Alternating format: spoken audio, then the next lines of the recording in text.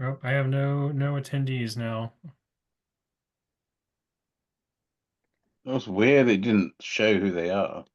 When they ran away. Well, I mean, before they ran away. Well, one more's back. Okay, George is here. I think George just wants to be an attendee. Okay, we'll leave him there. Hi, George. Or, he said he had some TSO updates, so he could speak then. And he can raise his hand if he wants to speak earlier. All right. Do you want to give a few more seconds and see if another Oh, person and joins? Bob Hegner's here too. Oh, so it must be after start it. It must be a change since a new change. Yeah. Oh, that's sort of a pain though. As somebody who hosts Zoom meetings, I'd want to know who's waiting. Well, they also killed my person, so they had to reestablish me in the Zoom world. So maybe they didn't give me the same permissions or something. Oh, sorry. You It's got okay. doped. Yeah. And here, and I'll just message Stefan. He said he was coming too. But okay, I guess, well, since we are live, we're live now, right? I guess we can go You ahead and are, get and you're being started. recorded. We're going being recorded. So I guess we should go ahead and get started then. Kim, did you want to read the statement about? We don't have a quorum. You don't have a quorum, so we don't need to read We don't anything. need the statement. It's not an Okay, official meeting. Sorry. all right. Well, hopefully the rest of us will show Yeah. up. We do have 6 members. I'll send a message to everybody, but I guess we can go ahead and let Chief Ting speak because even though we're not an official meeting yet, right? Yes. Does everybody agree? Yeah. Yep. Yes. Okay, thank you. All right. Okay, well, I guess thank you for having me join this meeting today. I just for introductions, I'm Gabe Ting. I'm the chief of police for the town of Amherst. For those who don't know me, I think the only person I haven't met here that I can see on this board is Kimberly Tremblay. Nice to meet you. Um, Nice. so Tracy had invited me because she had sent a series of questions, I think that are interested for the board. And one thing I want to mention, we had scheduled this certainly a few weeks ago, and unfortunately I was ill. I caught the flu and was unable to attend, so I apologize for any inconvenience that may have caused anyone. So I think what I'm going to do, if that's okay, is answer the questions that Tracy had posed for me. And certainly I'll open that up for any questions after that. That sounds good. Think Um, so I mean part of it was we've just been discussing how we have different speed zones and how enforcement is done, and as things are yeah, changing, I think that we originally talked with TSO a little bit about having a combined meeting or something, but it's great you were available to come to us, but I'm sure that some of the questions we're asking are questions that other committees and the public might be interested in too. So and I would certainly be happy to join any other meeting to discuss this topic as well. So, um, and I think too, I mean, my questions were just sort of suggestions, but I mean, I mhm, know that the police department's busy, and so it was just sort of to see what you guys, what you think about your capacity to do the traffic sure. enforcement and how it goes and Sure. your kind of key Well, issues. I And guess I can start that off by saying, we can always do more and we always ask for more and it'd be nice to have more. But we do the best that we can with what we have. And oftentimes we do a lot more with a lot less. So with that being said, question that was asked was, what do you see as the main traffic safety issues in Amherst? And so speeding would be my answer to that. To me, that is the number one complaint that we receive relative to traffic issues. We get that all the time. The second question is speeding a big problem? And it certainly is. Particularly where there are long straightaways in town, Bay Road, West Street, Belchertown Road, for example, just to name a few that come to mind. At times we see several complaints from neighborhoods. And what we'll do in the past couple of years to try and alleviate some of those issues, we would conduct speed studies. Most recently, we did one in the Henry Street corridor around Cushman, and that was specifically for the daycare that's located there. They wanted to see if the town could try and come up with some new strategies for traffic calming. So we conducted a study there. Grantwood Drive in that neighborhood, they've seen an uptick in college rentals. So you're seeing a different type of motorists there, and they wanted to conduct a study there, so we did to see basically who was speeding there.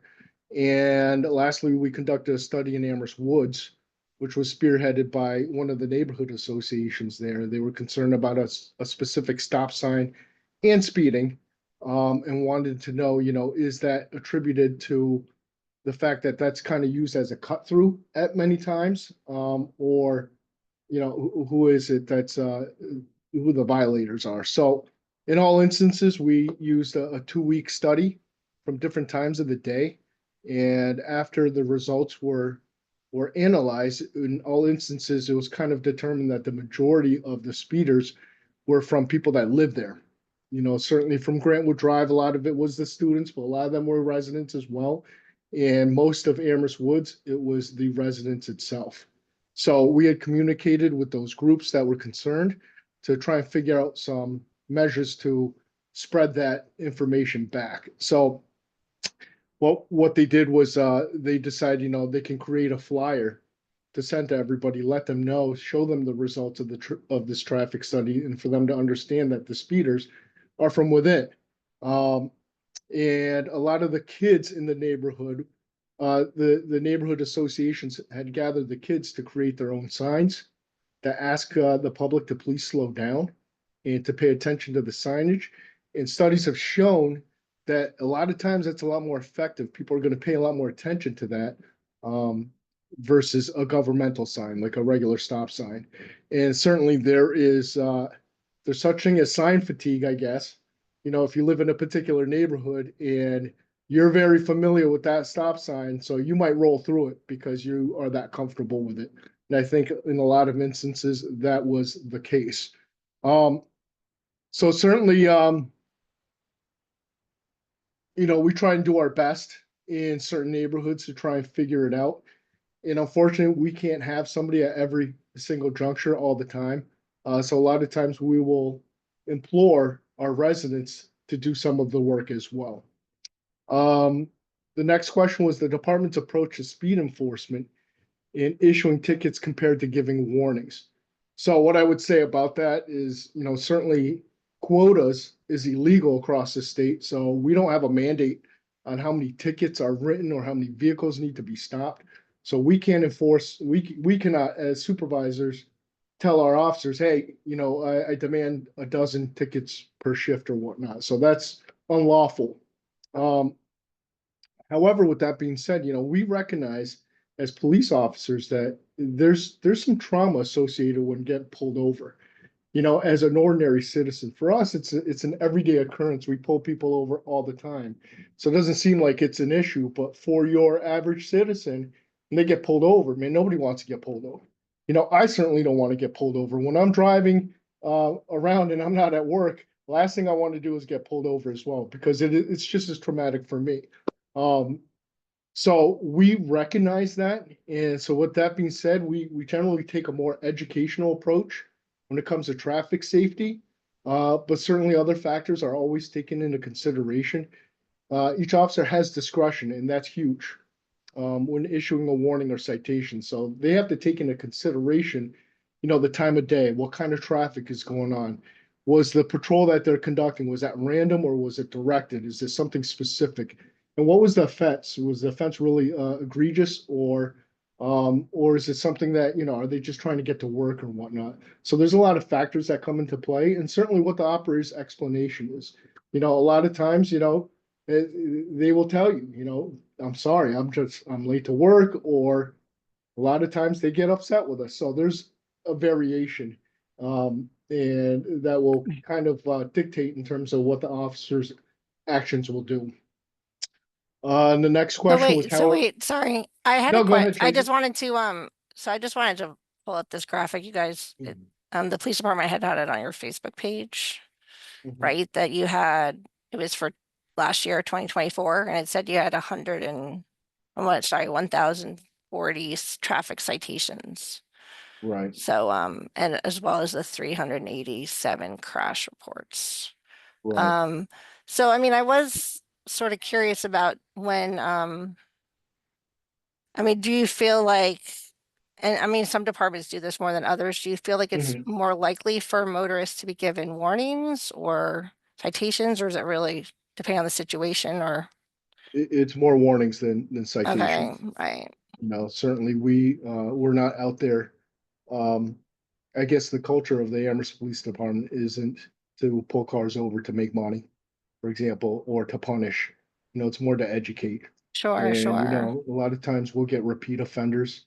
Or again, you know, all of these different variables that are taken into consideration. Mm-hmm, Normally, we mm-hmm. average between 3 to 4,000 motor vehicle stops a year. Wow. So like 1 out of 4, I would say, might get a ticket. Um, so it really depends. And another variable to that is it depends on the officer. You know, we have an abundance of younger officers who will look at it differently than a veteran officer would. You Mm-hmm. know, certainly I've been on the job for 28 years, and if I pull somebody over, you know, it better be really bad for you to get a ticket from me. You Right.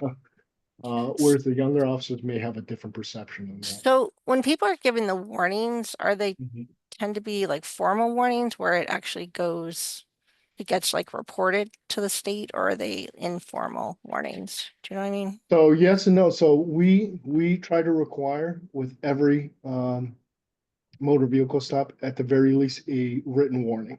Okay. So those written warnings, they don't go anywhere. That's just for our records. Oh, all right. In the past, the state used to require them. And if you got 3 written warnings or more, then potentially you could get suspended. But the state couldn't keep up with that, so they kind of got rid of that years ago. Okay. Um, so yeah, the written So warning it's is just internal to you. So then if you would know though if somebody has gotten stopped multiple times, just correct, internally in Amherst because there are written warnings. correct. And this, but the Uh, state doesn't know. So, right, the okay. state doesn't know. Okay, got it. With that being said, you know, there are times where we may give a verbal warning. Right, sure. A lot of times if, hey, we gotta go, we gotta call, you know, you get a verbal warning, slow it down, see you later. But we'll still have a record of it, so we create a CAD, a computer-aided dispatch to document that particular call. So it's every stop is documented in one way or another. Was there another question? Kim, did you Thank have you. one? Thank you. That's helpful. Okay, Yeah, no, you answered my question. Thanks. okay. I was just wondering about repeat people, like if you, and you answered that, so thanks. Yeah, so, you know, basically we can look at a history of Yeah. each motorist in Amherst at least. Mhm, Um, Sure. So the next question is how are areas for enforcement selected? So, you know, there's specific hotspots that we know of where there's a lot of accidents or where there's a lot of violations. And certainly, like such as the roads I mentioned earlier, you know, Bay Road is like, that is like routinely, you know, easy to pick off speeders because it's a straightaway, it's long. But we also have a list of streets and areas that people will complain about. So we'll give these areas attention when the public notifies us. So we have a list. If you were to come to our police station where our roll call is on the board, we have a list of areas for specifically for speeding and traffic complaints. So each shift, the supervisor will look at that list and assign the officers to go to those particular areas. So, So yeah, go ahead, Tracy. so can people call in complaints or what are they? I know they used Yeah. to have a long time ago, you used to have like an online form Mhm. that people could submit stuff directly. We still do. We still do. If you go into Yeah, our I'm not website, sure. there's I don't know, there used to be a form and then I know it got discontinued, but maybe there's a new version. there's a version that's not specific to traffic. It's Okay. for any concerns Oh, okay. or complaints. And it's under the certainly- AP, the Amherst. Yeah, it's under our website, and so certainly that's one method. People can call in. If they're saying, hey, you know, we're seeing an uptick in speeders on Snell Street, you know, can somebody do something about it? Certainly we'll add that to the list and our officers will go out there. So, you know, we'll give these areas special attention, but it's also dependent on the day or night. You know, certainly at nighttime, our traffic enforcement's a little bit different. You know, it's heavier in the center of town because we're really focusing on OUIs. And that's a huge problem in town. You know, of course, it's a college town. So a lot of our officers will focus their energies really on the center of town, and the bar crowds. And so especially we have like I said, we have a lot of younger officers, so you may see an uptick with OUIs, and that's usually associated with our younger officers who are more apt to go and look for them. So it's also recognized that during the morning or afternoon rush hours, people are either just trying to get to work or go home. So, we may select specific areas. We call those directed patrols. So for example, if Tracy, if you lived on Snell Street, I'll use that as another example, and you called it in, so we will have a directed patrol and set up shop there. So there's different reasons for areas that are selected. But at times it's difficult, so I don't know if you're aware or not, but our shifts, we only have a minimum of 3 officers on any given shift and 1 supervisor, so you have four cops on the road. They're broken up into 3 sectors, so north, center, and south. So you only have 1 officer in each sector. And most calls for service with any severity, it really requires 2 officers to handle. So if we have 2 calls simultaneously, then really the whole shift is already taken up. So unfortunately, we're unable to be really consistent. I would love to have a traffic unit. Unfortunately, we can't right now because of staffing levels. I don't want to talk too much about our woes, but in the past 5 years or so, we've had a turnover rate of about 50%. Last year, we were down 8 officers at one time. Our department only has 46 officers in total. And it takes roughly 1 year just to hire an officer, put them through the police academy, put them through our field training process, before they can truly be on their own. So it takes a long time. And with the vacancies, it just produces more forced overtime and a lot of issues. So unfortunately, we can't have a dedicated unit at this time. That's something that I would love to do. So at times that traffic enforcement is not as robust or consistent as I would like it to be. The next question that was posed was, what limitations are there when tickets can be issued? So, in our department, we conduct annual audits of our motor vehicle stops. So we analyze individual and entire departmental statistics and trends. So we're looking to see if there are any racial disparities and what the changes in our department's activities are, and for what reason. So if there's an issue, we'll certainly address it. And we also stress to our officers that stopping vehicles and issuing citations should never be used for targeting anyone. And certainly if we discover that an officer is abusing their authority in that sense, there are definitely consequences and potentially termination for something along those lines. So, yeah, so one of the reasons I was asking about that too is in Mhm. part I was thinking about the new like 25 mile per hour townwide speed Mhm. limit, but then also just like I've been told previously that that in order to issue a ticket, an officer has to observe a driver for like a certain distance or amount of time or something before it can be a ticket. Or I just So wasn't yeah, sure on what the rules exactly were. yeah. So chapter 9018 is specific to uh, speed enforcement for if it's posted. If it's a posted limit, then that's the limit. Now, if you are in an area where it's unposted, it would depend on what type of area it is. So if it's thickly settled, or if it in this case for 9017C, in which you reference to, is newly enacted where it's established where it's 25 miles per hour in densely settled areas if it's not posted. So if it's Right. posted as something else, then it would fall under 9018. If it's not posted, then it will fall under 9017. So if an officer, and you are correct, in the sense that for an officer to issue a ticket, it has to be within their presence. So they have to view the violation. So for 9017, they would have to follow the speeder for about a quarter of a mile to be able to establish. So they would clock it, and they would have to witness it to be able to testify that they were speeding. So there has to be some form of measurement. So if it's not caught on radar, then it would have to be clocked. So that's really how it works for a 9017C violation. Now, have you started? I mean, I know that the council adopted 17C in the fall, Mhm. and that there had been like news releases from the town about that there was going to be a period of education and then a period where it would start to get enforced more. Is the department now writing tickets or warnings related to Yeah, 17C or not too yeah, much yet? absolutely. Or Yeah, absolutely. You know, when there's infraction, but to be honest with you, it hasn't changed much. oh, You know, interesting.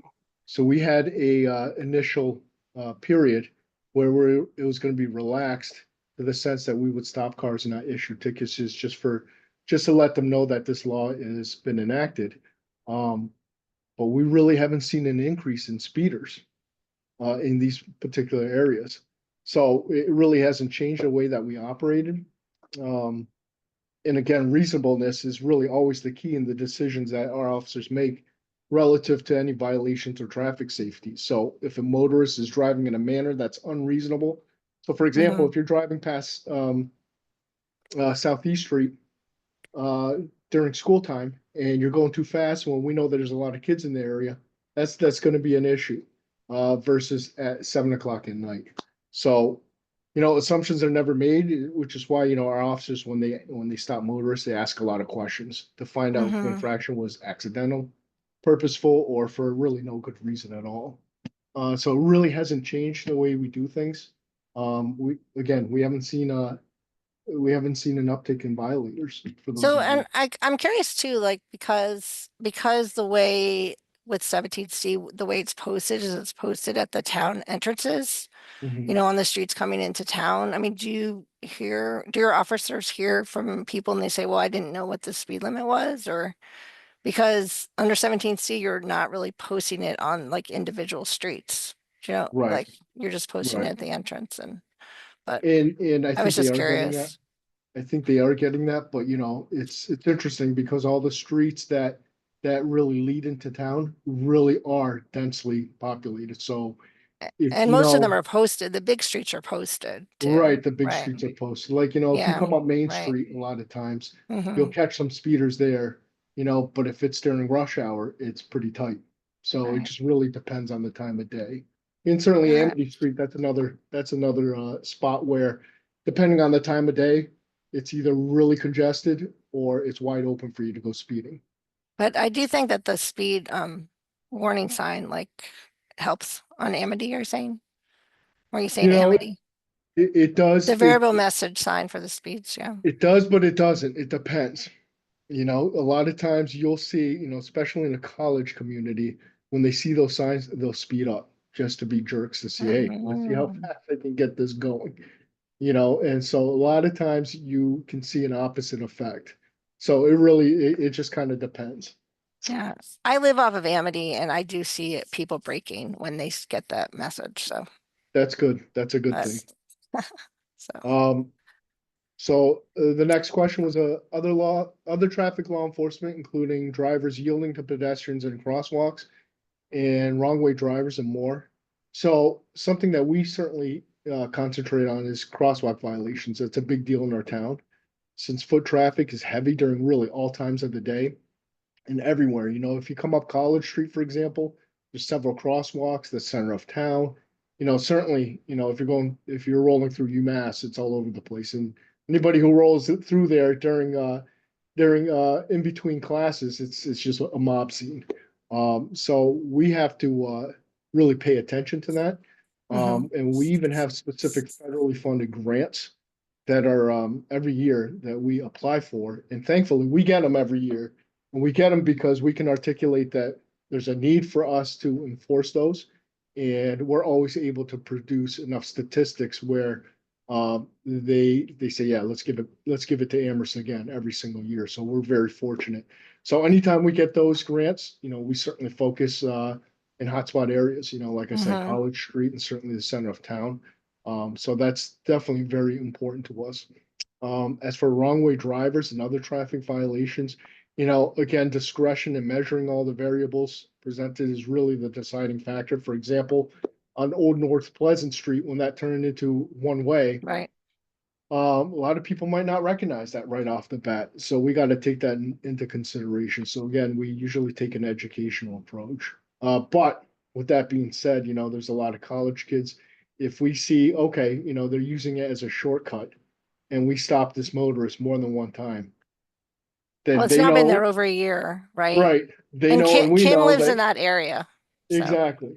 So they know and we know that you're ignoring it for your own needs. So in that instance, we'll probably issue a citation. Kim, you got a question?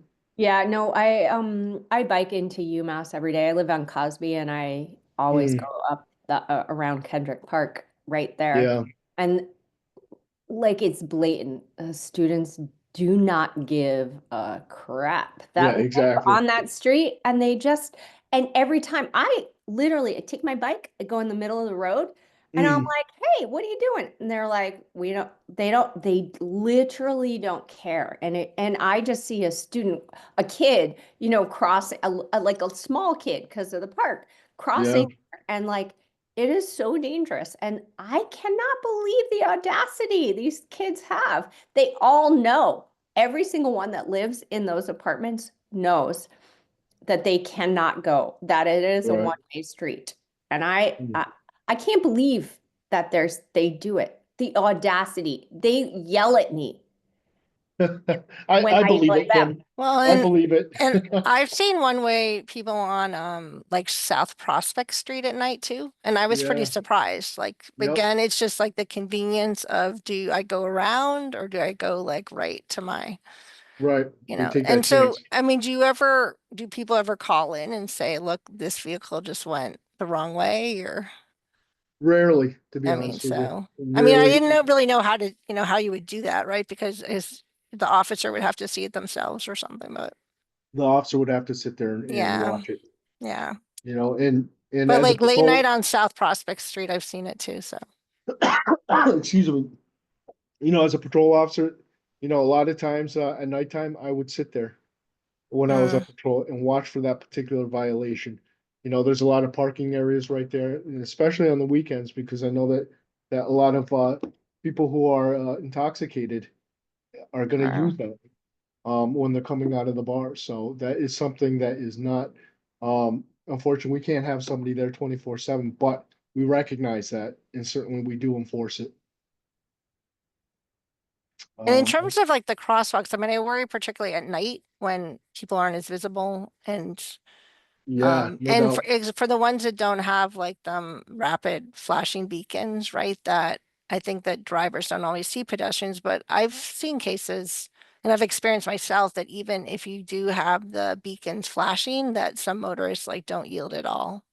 Well, you know, I times have mean, changed. So- Yeah, people you're don't right. stop for buses, so it's like, yeah, there's a Well, big yellow bus with a red Oh, then they don't yield for the buses right. either, yeah. yeah, yeah. It's like it doesn't matter. You know, and if I could just add, you know, one thing that we focus a lot on is the distracted driving. You know, certainly with the cell phones, Mm-hmm. it's rampant. You know, people are always on their phones, and it's shocking. You know, you could just if you were to just drive through the center of town and just pay attention to how many people are on their phones, it is shocking.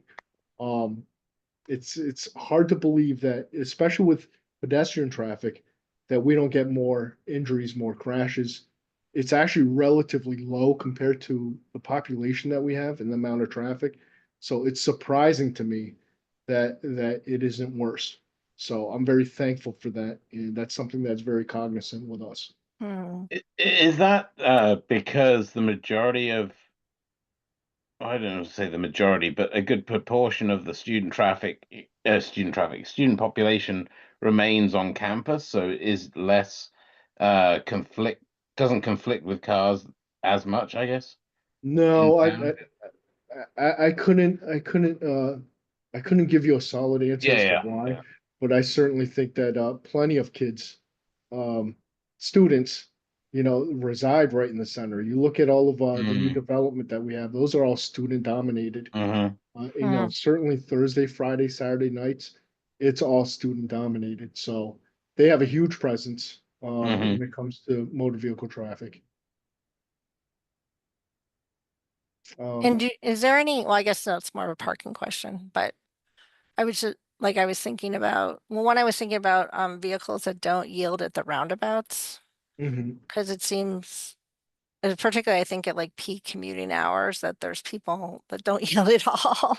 Yeah, Yield no, either you're for right. pedestrians or even for other vehicles, and it just makes it not work the way it's supposed to work. But Yeah, Absolutely. well, yeah. And so that's maybe I've that needs to been be at a it. meeting of old people, and they seem to think that roundabouts work like European roundabouts and not like proper roundabouts, I see. where it's and they profess this fact through their French use of French. But, And then Marcus also brought up, so like like there was recently a law passed in Massachusetts about, well, he mentioned the school buses.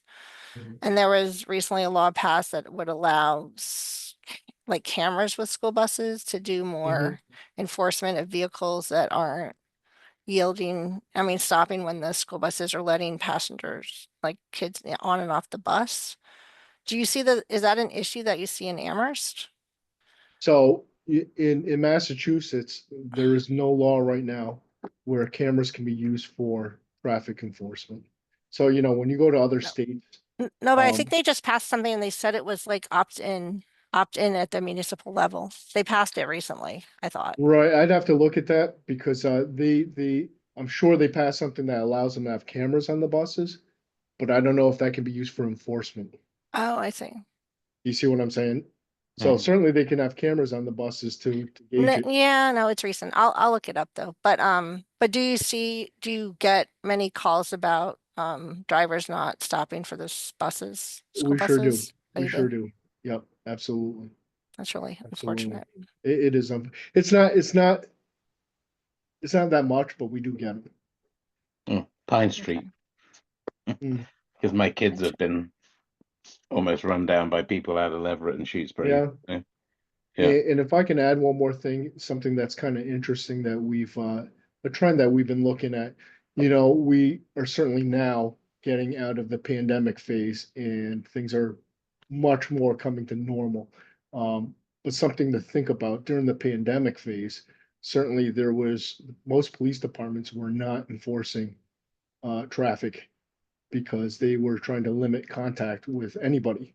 And it was an interesting culture shift because you could see the infractions and you can see people not caring anymore because everybody knew there was no enforcement. So people were speeding like crazy during the pandemic. And that was certainly something that was, I couldn't put a number on it, but you could clearly tell. And that was prevalent everywhere. No, I So, mean, yeah, I'm at the UMass Transportation Center and we look a lot at the MassDOT data and there were a very high number of crashes at, yeah, 80, 90, over 100 yeah, miles crazy, per isn't it? hour because there wasn't as much traffic congestion. And so some people just went as fast as they Yeah. could. So, And one more thing to add, and we're a little beyond this, but certainly with the marijuana laws that changed, we had, took a look at the data because in other areas, there was an uptick in OUI drugs. Um, and fortunately, that hasn't been the case here. So we certainly looked at that data to see if that would, affect our community, and it hasn't, so that's a good thing. so I could just pull up an article just while you're here about this new law that passed with the school buses and using the Mhm. cameras for enforcement. So one of the things about it though is it needs to be opt-in by municipalities so it allows that possibility, but it doesn't automatically like take effect. Right. So this is just one article about it and it passed Mhm. like in January. So it says Massachusetts law now allows public transit agencies and school districts to use bus mounted cameras to issue fines against, oh, okay. Against illegal parking in bus lanes and bus stops and against drivers who threaten kids by illegally passing stop school buses. I'm So, all for it, so it says here that the law, so it authorizes, I think that municipalities have to opt into it. So, Mhm.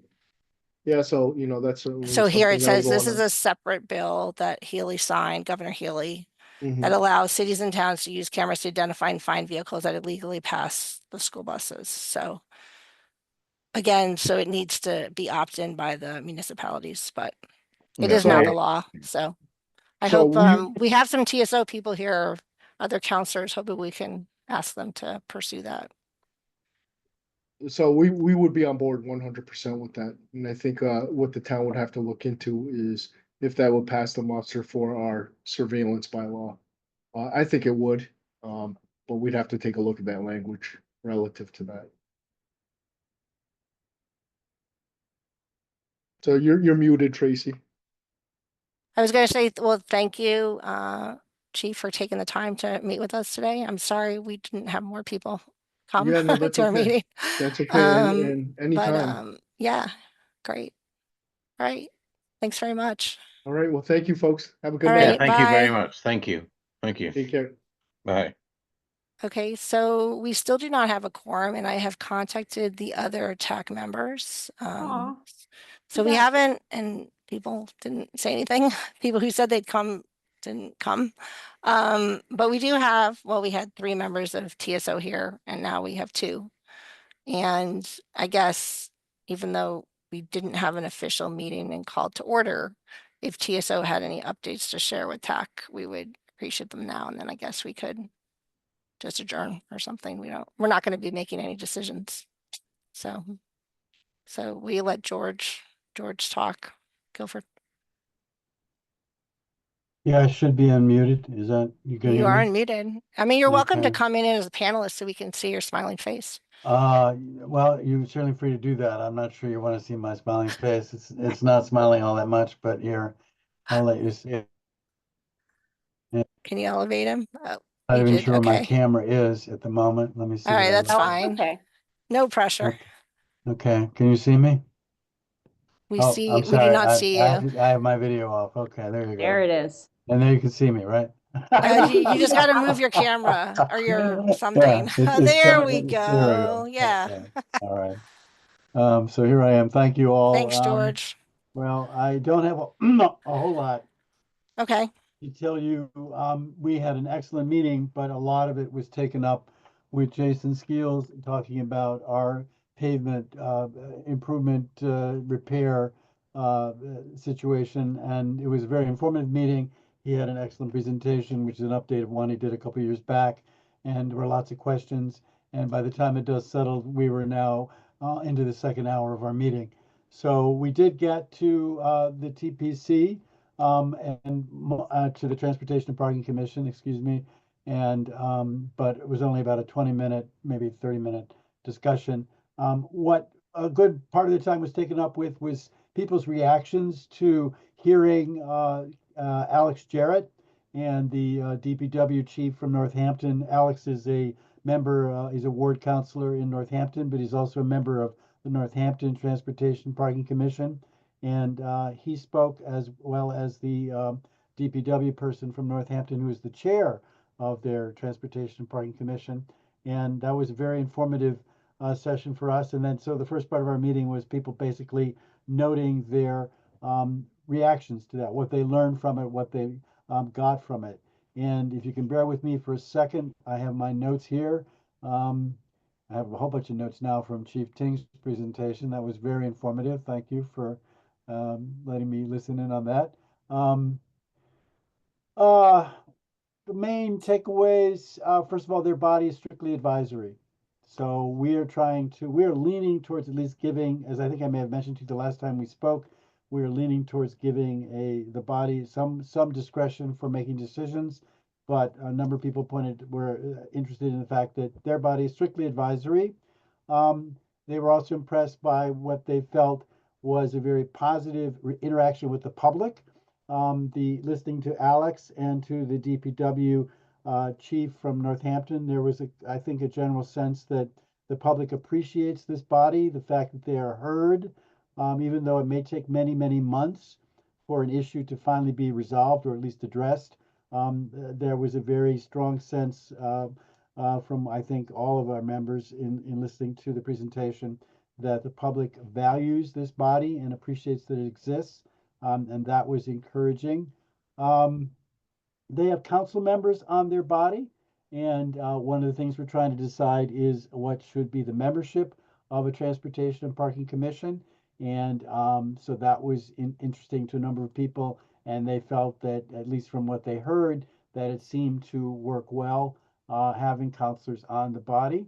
I've noted that the chair of that body has a pretty heavy burden, and in Northampton, that is the DPW chief. And so there was that was just something I noted, that the chair of the body is an important figure, and they carry a pretty heavy burden. And what else? Oh, they're a small point, but one that concerns me at least, is that apparently they can't hold poll hearings. We were kind of hoping that poll hearings, utility type issues, could be handled by TPC without reference back to the council. But the understanding in Northampton, which we will have to confirm, is that MGL or some other state statute requires the legislative body to actually hear and adjudicate those issues. So that was a very small but somewhat concerning, well, to me at least. So poll hearings, at least in their, they cannot. They have to, that actually has to be done by the council. They don't even hold poll hearings. Their TPC doesn't do that. Anything else? Those are the main sort of takeaways. After we were done discussing that, we turned to the issue of trying to basically create a final draft, but given the time factor, that really wasn't possible.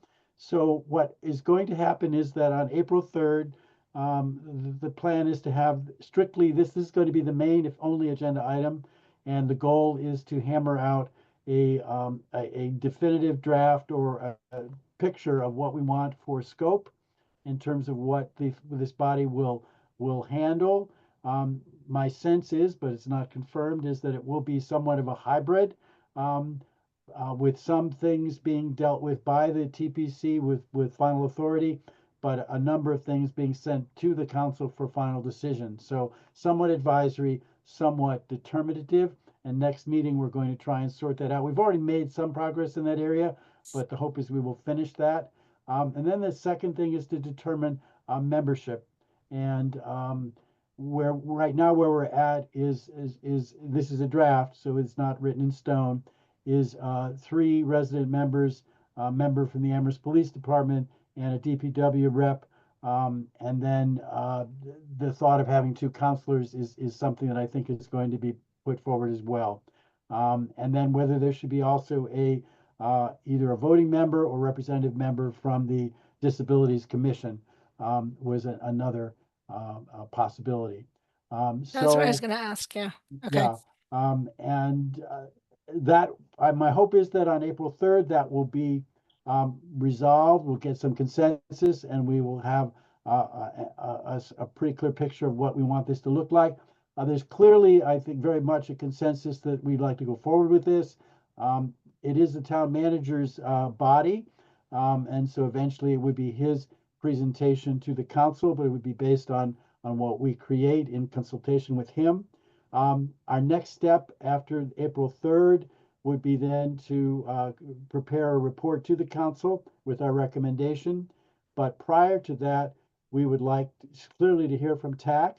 And depending on what you all decide, if you do have a meeting in April as a body, we would obviously seek your input in that formal way. If that turns out not to be possible, what we're thinking is we would send you basically what we're going to send the council in terms of what the body would look like and what our recommendation is, and we would solicit individual comments from you insofar as you wish to provide them. But so George, yeah, go ahead. sorry, can you just re-summarize? So you said that at your next TSO meeting, which is on April 3rd, this is the correct. main item. Yes. And then I guess you would want feedback from TAC by your following TSO meeting, and when would that be?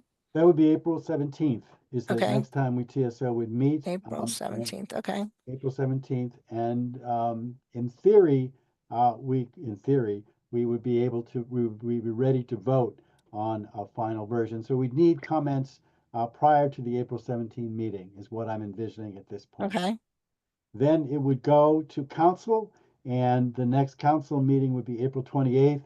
So again, in the best of all possible worlds, it conceivably could get to the council by the end of April. But there's no rush here. I'm urging the committee, and I think I have a sense that they agree that we'd like to get through. We've spent enough time on it. We have a pretty good, I think, agreement as to where we're headed. So we're hoping to get this done I mean- in the month of April.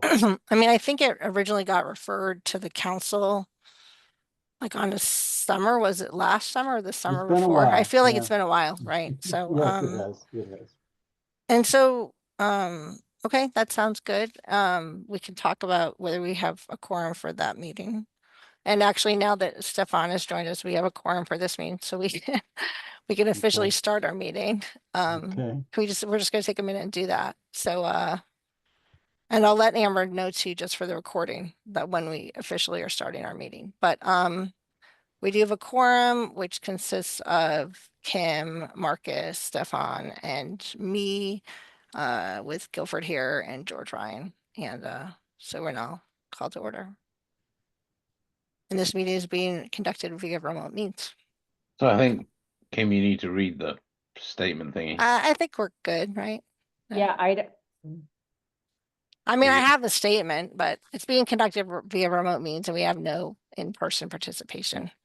Which and is I- actually the state is going to extend that likely. So that's awesome. Yes, that's Yeah. right, George. Have you heard that too, that the state will be Lynn just extending sent that us an likely? email, which she seems to think they're Yes. on the cusp of doing that. So Yeah, that'd be that was awesome. encouraging. So- Hasn't happened, but they're heading Mhm. that direction. So one question I had about the proposed transportation and parking commission is just Mhm. how it's expected to relate to the TSO, for example. Like I mean, and maybe this is something that's still being discussed. I was listening to one of the other Mhm, earlier recordings of mhm, TSO meetings, but Mhm.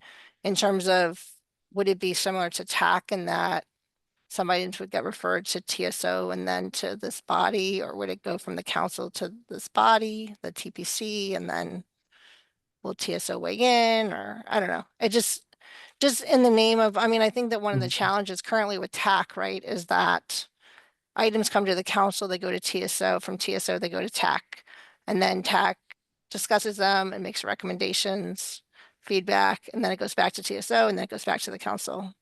So if there's ways to streamline some of that process. Well, that is the hope. And So, yeah, right now, the draft that we have, we've been working on and looking at for the last couple months, and hopefully we'll finalize at the next time we meet.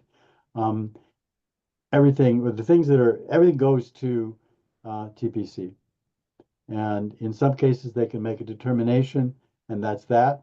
And in a number of cases, it gets, they make a recommendation. They say this is what we think is the right thing to do. Then they send that to the council. So TSO, in theory, would have, at least initially, no role whatsoever. Everything goes to this body. so it would that's go to where the body experts- from the council? Is I'm that, sorry? am I would it come from the council typically, or could it No, come it would from actually a go to- staff or it would go to them departments or? directly. Yes, it would, Okay. it would be, and because if it deals with a whole host of clearly defined areas related to, it's basically a public ways spot. I mean, the council is the keeper of the public way, has a Mhm. document which says this is Right. where these things go. Okay. And so that would be the defining document. And in this case, if it fit the right description, it goes immediately to this body, and the body then deals with it. Where it's still fuzzy, and I'm not sure we'll be able to resolve this, is that say in the cases where it's advisory, it goes to the council. Council looks at it, and people have questions, and they da da da da da. It could either go back to TPC for clarification, or in theory, they could say, well, let's send it to TSO and let them chew on it, and then come back to us. I'm not sure we're going to be able to create a policy that will determine exactly how that's going to play out. I think the hope is that if the council had questions about a recommendation from the body, they'd go back to the body and ask for clarification. Well, and also, aren't there cases where counselors will introduce motions related to transportation? So those would still come up at the council meeting and a counselor would say, well, you Yeah, know, whatever it is, like, I'd like to see, you know, change of parking here, or I'd like to see something that there. they would have No, to I bring mean, that. so They would those actually things have to would bring that start, to- they would go to the council first in those cases and then, okay. No, they would All right, actually all go right. to this body, and this body would take them under consideration. Okay, And then eventually, depending on what they're being requested to do, it would come back to the council for final vote. mm-hmm, In some cases, the body would make the determination. For parking, I think what we're leaning towards is having the council weigh in. In other words, vote, having the council make a decision right. ultimately. So Well, of course, there's like bigger projects, smaller projects, you know, the larger the project, single definitely going to the parking council, smaller areas, little things, right, right. all of That's downtown parking and things. exactly, Yeah, exactly. of course, That's, yeah, yeah. And Okay, you know, well, what's at issue also is, do you want counselors on it or not? And there is difference within the committee, I know for a fact, mm-hmm. between those of us who think there shouldn't be and those of us who think there should be. So that's something we'll iron Okay. out, and it may turn out to be a minority report, at least on that issue. And how many counselors are on the Northampton's one? Two, Okay. yeah, yeah. And I was just curious too, does, different topic, unless anybody has any questions about or comments about the Transportation Parking Commission? No. Is there any update about Southeast Street? Um, maybe Guilford should speak to this, Okay. if he wishes. I think he'd be the best person to speak on it. I can certainly summarize what I remember, but it was so long ago that I'm not sure I can. It's been a long day. Guilford, do you have anything you want to say about Southeast Street and where we stand? We were just asking. Oh, I'm froze. We've asked for money to put together the study for the next options, and that requires us to build sort of a model to model the corridor. I can't remember the name of the program, or I tell you, Marcus, because I think you know more about it. But it's a big model they want to He does build. airports. I don't know. He does traffic too. Airspace. No, I know. He I gets know. some. That's true. So the request is for $260,000, and that's kind of where we are. If it's decide not to fund it, then we just stop and wait until the school opens, and then we decide what we want to do next. That's kind of the short of it, isn't it, George? Yeah, that is, yes, that's exactly it. Okay. Great. Okay. And George, while you're here too, can you just speak, or maybe Guilford, about what was the final decisions about additional funding for sidewalks, roads for this fiscal year? Like what did the council approve in the end? Do you recall? Well, we did put 500,000 in for roads from the original million that Paul had Right, but asked for. there had been Right. that supplemental budget item, right? And that was approved by the council, I believe. Yes. That was the 500,000 George is Oh, That's that talking was the about. 500,000. Right, Okay, right, okay, got right, it. yeah. Okay. It's less than I personally would like. I think it should have been $1 million, but that's the best we could do, at least this time out. And Yeah. then and then also, right, Amherst College had promised money too. You know, they had promised money to the schools and also for roads and sidewalks. Do you know anything about how that, did Yeah. Guilford or George know anything about how that money comes to the town, how it can be spent or It's anything? $250,000 over 3 years. Okay, We don't have a start date yet, I got and it. it's for the 250 is for downtown road Downtown, yeah. improvements. Okay. And so when there's improvements, and I know like crosswalks and things both on the sections of College Street and also I guess South Pleasant Street that go past Amherst College, like are those always being funded, like the raised crosswalks and things, are those always being funded by the town, or is the college chipping in and paying a lot of those costs? The actual, like the raised crosswalks that were put in and the new RRFBs that were put in, those were all funded by Amherst College. Okay, We do take the time when they're doing this work to kind of fit in other stuff we want to do, so it's sort of a seamless. It looks a little more seamless. hmm We're gonna repave South Pleasant from Route 9 all the way down to probably around Snell Street to match up with the line that we repaved last year. That's going to be repaved so the college can come in and put the new crosswalks in. hmm So we're working with them on that. Okay, thank you. All right, well, thank you, George. You're welcome. Do you have any questions for TAC, or I guess you'll bring it back to us after Well, your the after, on April April 3rd, 3rd right, meeting. Yep. exactly, right. Okay, We that would, sounds good. and then you either, as a committee, send us your thoughts or individually, whatever works best for you, I Sure. guess. Absolutely. We will do that. Okay, Thank you. thank you all. You're gonna. You gotta take me out now, unless you want to look at my office. You're taking him out. So, Yeah, okay. Let me just get my. Are you demoting him, Guilford? well, I'm gonna leave. Thank you all Okay, very thank much you. for your work, really. I appreciate Thanks, it. And of George. course, always thanks to Guilford. Bye-bye. Okay. So I guess, since George Ryan just brought it up, that, TSO is meeting on April 3rd. And then they're meeting on April 17th. I mean, do we think as a body, we want to have a meeting where we're discussing the Transportation and Parking Commission, or we have talked about it before, including with the town managers? That's something where we would just, individual members would just like to see what is on the plan. And then we could submit comments if we want. I think, yeah, I think if we can meet after that meeting, once we get a copy Yeah, of of what course. they're thinking about, So then we can talk about it. Yeah, absolutely. if we were gonna do that, since they're meeting on the 3rd, which would, we typically meet on Thursdays too, we would have to have the TAC meeting on the 10th, which that's okay with me if we can have a quorum that day. Mark, is it? So Kim's Uh, available then, but Marcus, do you think you're available? what is the 10th, right? April 10th, I'm sorry. Yeah.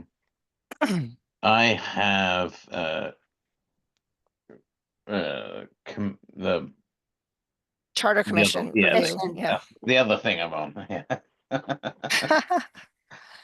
Okay, Yeah, unfortunately, all right. Does it but don't stop for me. I mean, does I it could help if read it. we make the meeting earlier or whatever? Okay. I know because my daughter's All got right, cross got it. earlier than Okay, that. all so- right. Okay, well, I'm available that day. And Kim, you said you're available? Yeah. Well, let me check, make sure Okay, I'm not teaching. Is it Tuesday or third? You It's can it's a always- Thursday. Thursday, yeah. regular Thursday, okay. Yeah, I'm sorry we have a conflict with your classes. Oh, it's all right. No, Every- I'm sure the kids are gonna love it when they get a freebie. Uh, No. no, I'm available. That Okay, is great. Okay, that day, yeah. all right. And Stefan, are you available then on the 10th of April?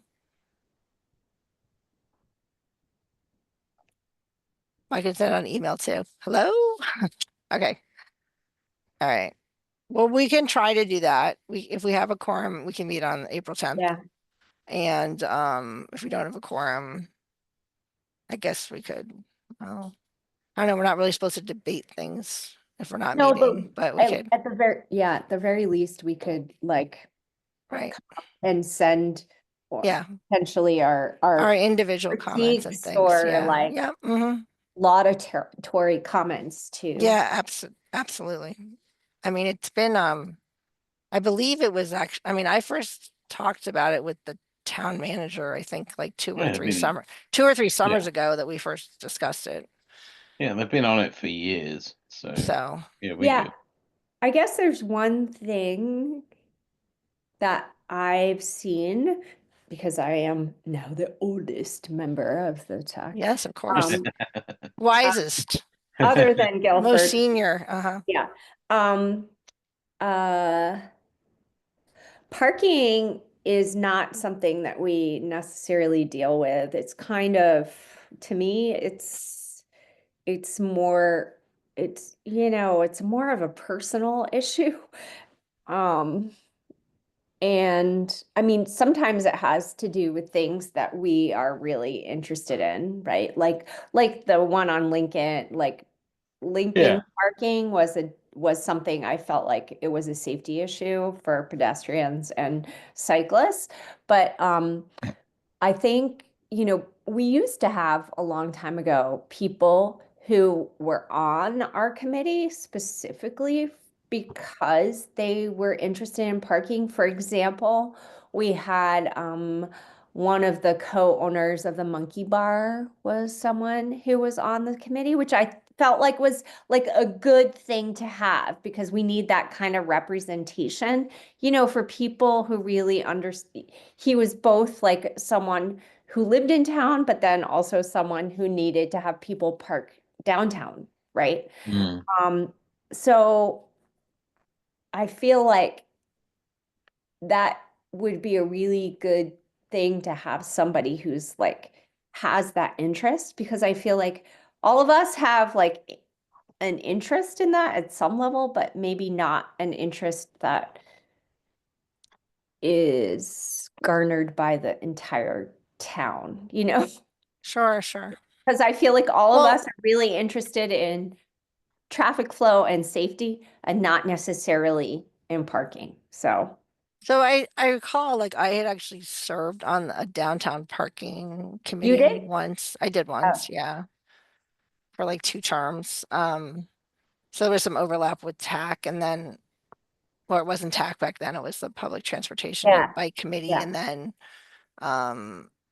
yeah, no, I think it is good But to have that too. I guess mean, what I'm just saying is we had standing members who, right, sure. like more than one, there were 2 people who that was their interest. And I felt like Mhm. it helped like bring a perspective Right.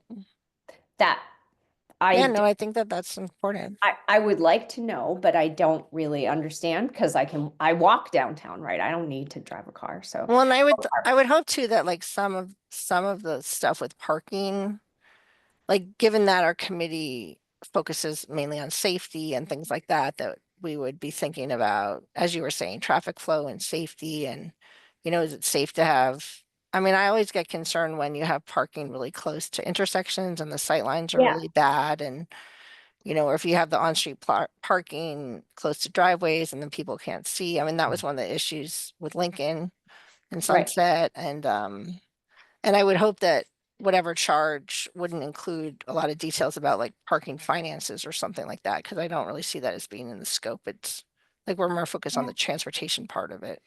Yeah, and I guess to that's me, but- that's what I feel like we, you know, if they really want us, if they want us to focus on parking, they should really have people who think right. more deeply than we do about like the need, Yeah, like, sure. people who drive cars needs to park rather than Mhm. us who are interested mainly just in safety and And alternative modes. I'm interested in them building a monstrous parking deck behind CVS. So You there are? you go. But I'm interested in them. Well, I'm interested in the town revisiting whether we want to have angled back in parking on our main street. As somebody who's been on the downtown, you know, design committee and things, that I feel like it contributes to the visual cacophony of downtown. And also, even though they've now been in place, I think they've been in place for 5 years since COVID, that People still don't. people are still doing it wrong. So I don't see, it's kind of confusing with bikes and then you have those bollards there and it's not that attractive and I don't know. Yeah. I don't think it's a lot of value added. I mean, it was originally designed by counselors at the time as a demonstration project to see whether or not the North Common, North Common redesign should include back-in parking too, but I'm not a fan. I'm not a fan of it at Yeah, North Pleasant I don't Street, think it- except for near the park. I think it works near the park because that's not supposed to be a big cut-through street, but I don't know. Yeah, Feel free. Basically, are you one of those Hamp people? Because they don't like it either. Who? Those those Hamp- No. I'm not a Northampton's. Well, Yeah. Northampton, they had done back-in parking. They were going to do a pilot project and they cut it short after like a few months, even though it was going to be much longer because Yes. people were complaining with the bicycles and traffic flow and maybe somebody almost got hit or whatever. But I'm glad we don't, we have different downtown traffic flow issues than Northampton does. We're not really sure how many lanes it is, but we don't have that. But Right. I'm still not a fan of the back-in parking. Well, I mean, it's- one question that I was asked Guilford is, do we increase the number of spaces with back-in parking or we don't, like significantly or? If you actually do it everywhere, you'd increase spaces, but you're gonna then start getting rid of turn lanes and stuff. Yeah. No, but in terms of where they are now, right? So like, It increased spaces where that area is. but by how many? Like a few? Or, Almost added 2/3 more. oh, interesting. So it's not But we only 100%. have like, aren't there only like 10 right now? There's like 6 and 4, I think. Yeah. It's like for every 2 spaces, you get an extra space. Or an extra space and a little more. Interesting. There's 5 extra. Yeah. I mean, people just don't do it. That's the problem. And it also just, and it's not that attractive. I don't know. I just, I Well, mean, it's because part of, it's not that attractive because we just shoved it in there. Yeah. Right. I But mean, if you people also actually need to buy design the prettier down, cars too, so but we especially have a with the display of bulwarks and cars. stuff. Yeah, no, it's true. if you actually Everybody redid needs that, to own a Ferrari in this town, and then it'll be attractive. So if you redesigned the downtown, it would make it, you could put it in and make it more look better. Yeah. But we haven't got that way. And there's actually not enough, to tell the truth, you should just take all the parking off downtown, make the sidewalks wider, and provide more through lanes for the traffic to move it along a little easier, because during the really peak times, it really jams up and makes the pedestrian way a lot harder. Hmm. But that's my opinion. And But I you would won't- need to have alternative parking then, right? So, you need Marcus's parking a garage. big ass parking garage and behind CVS, yeah. but we don't own the CVS part of the lot, No, Marcus. we don't, but it's behind to the left. I know. We want to be pedantic about it, yes. We will see. I don't know if I'm going to live in this town that long. So by the time, how many downtown parking studies have been conducted? Oh, there's always room for a couple more. Okay. So we'll meet on the 10th, assuming we have a quorum, then I'll check in with Chris and Joe and Great. Stefan. And if we don't, we can also just do stuff separately. So I did put this item on here too about tag membership, leadership. Is just that, I mean, originally, I had reached out to the town manager after we had the vacancy, after Tate Coleman stepped down from our committee in September of 2023, and to try to fill the vacancy, and we haven't filled it yet. And I think that the town manager's office is waiting to see what happens with the Transportation and Parking Commission instead of appointing people short term. Yeah, it doesn't make any sense. No, but well, as it's kind of gone on, I mean, I originally asked back then, and now we're 18 months later.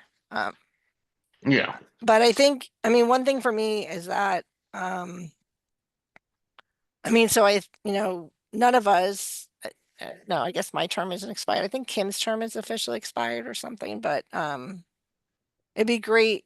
I mean, I know that there are people who are interested and who have submitted the forms to apply for the Transportation Commission or the Transportation Advisory Committee, and it would be great to like bring in some new energy to it too. And I also just feel like lately it's been hard to get quorum, and I also am just really busy with life and everything. So I think I think it's good for us to weigh in on the what TSO is asking us, but maybe we don't meet too much until Yeah. it's decided about TPC, and unless somebody else wants to take the reins. So my term is over in June, and I plan to not continue. So